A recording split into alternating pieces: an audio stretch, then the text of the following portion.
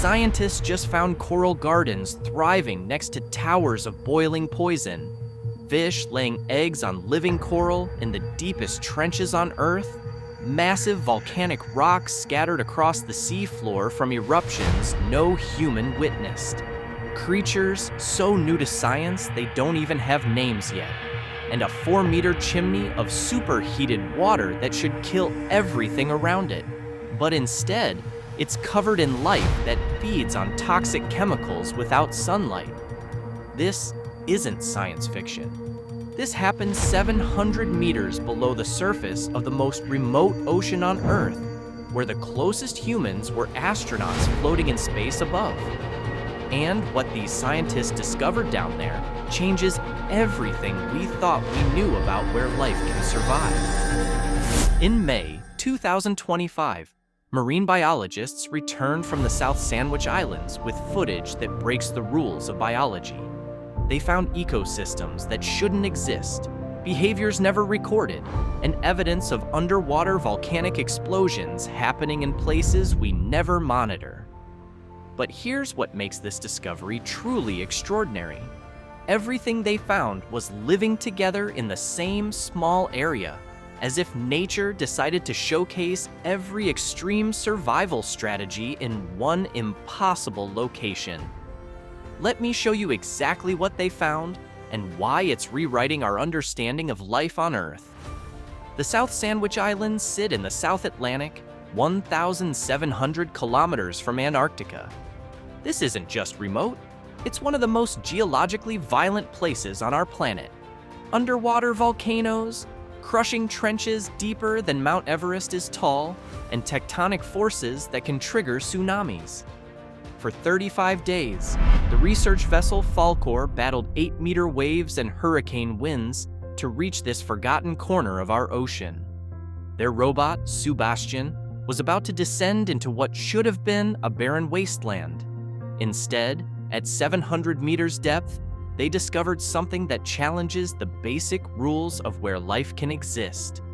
The first clue came from their seafloor mapping, 2 circular depressions called pockmarks. Dr. Jenny Gales from the University of Plymouth recognized these as potential signs of hydrothermal vents, underwater geysers that spew toxic superheated water from Earth's interior. Pockmarks are circular depressions in the seafloor that can indicate geothermal activity beneath. But when Sebastian's cameras focused on these spots, the scientists watching from above saw something impossible. 4 separate towers of boiling water rising from the seafloor like underwater skyscrapers. The tallest chimney stood 4 meters high, shooting mineral-rich water heated to temperatures that would cook a human instantly. This water isn't just hot, it's loaded with chemicals like hydrogen sulfide that are deadly to most life on Earth. These vents should create dead zones around them. Instead, they were covered in life. Sea snails and barnacles encrusted every surface, feeding directly on the toxic chemicals through a process called chemosynthesis, essentially eating poison and converting it to energy without any sunlight. This is the complete opposite of photosynthesis, where organisms make energy from sunlight. But that's not the impossible part. Growing right next to these towers of death were some of the most vibrant coral gardens ever documented in the Southern Ocean. Massive deep-sea sponges, some growing for hundreds of years at less than 2 centimeters per year, thrived within meters of water that should dissolve them.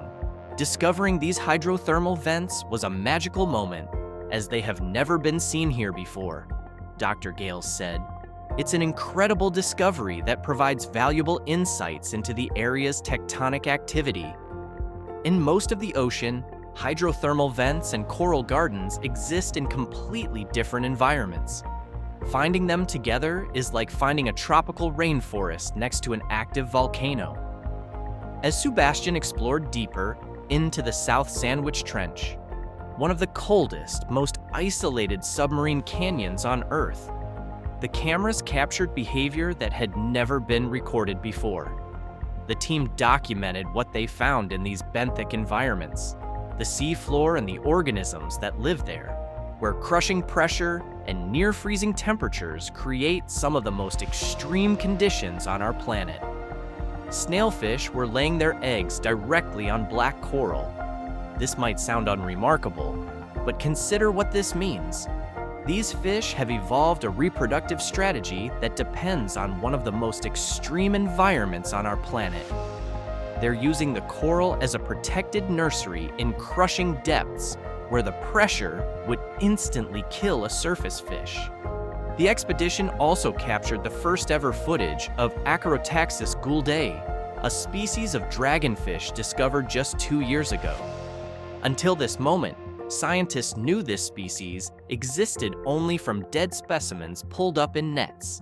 Now they could see how it actually lives in its natural habitat. But perhaps the most intriguing discovery was scattered across the seafloor. Large blocks of pumice, volcanic glass that forms during explosive underwater eruptions. These pumice blocks weren't ancient artifacts. Their distribution and conditions suggested they came from relatively recent volcanic explosions.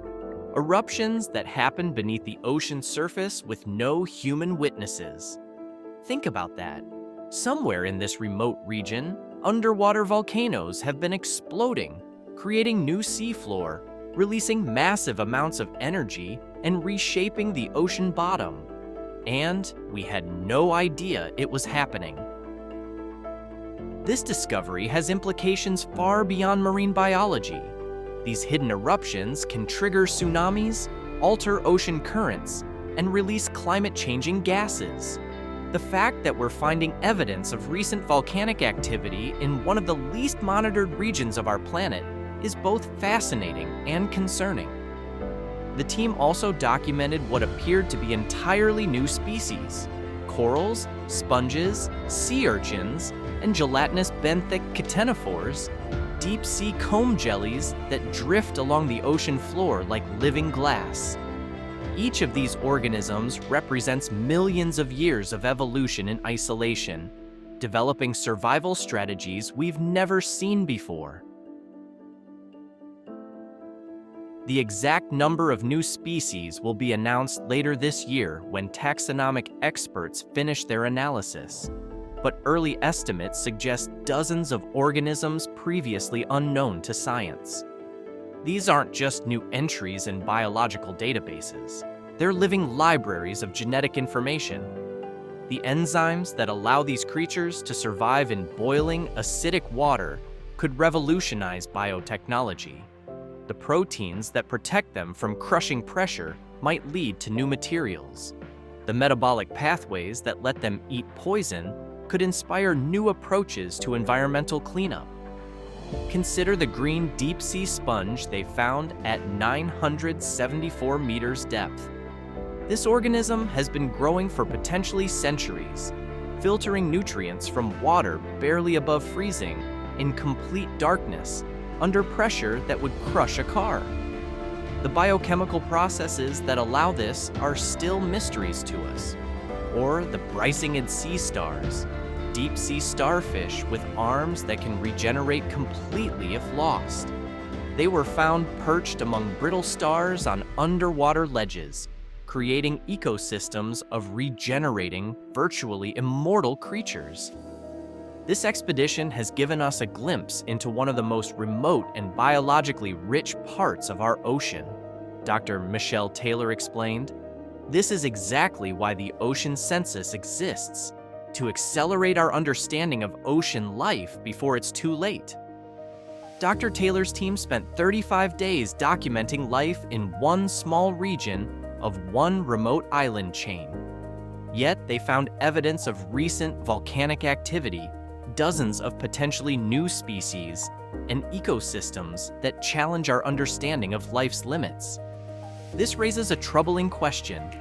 If this much biodiversity and geological activity exists in just one unexplored corner of our ocean, what else are we missing? Climate change is altering deep-sea environments faster than we can study them.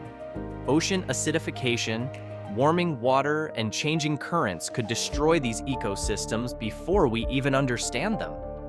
The creatures living beside those hydrothermal vents aren't just surviving. They're providing us with a glimpse of life's incredible adaptability and resilience. The South Sandwich Islands expedition revealed something profound about our planet. Earth still holds secrets that can fundamentally change how we understand life itself. In the crushing depths of the Southern Ocean, where toxic chemicals spew from the seafloor and volcanic forces reshape the landscape, life doesn't just survive, it creates beauty. Coral gardens bloom in conditions that would be instantly fatal to most organisms. Fish find ways to turn the most hostile environments into safe nurseries for their young. We live on a planet where towers of boiling poison become the foundation for thriving ecosystems, where creatures we've never seen before feed on chemicals that would kill us, and where volcanic eruptions happen in secret, reshaping our world without witnesses.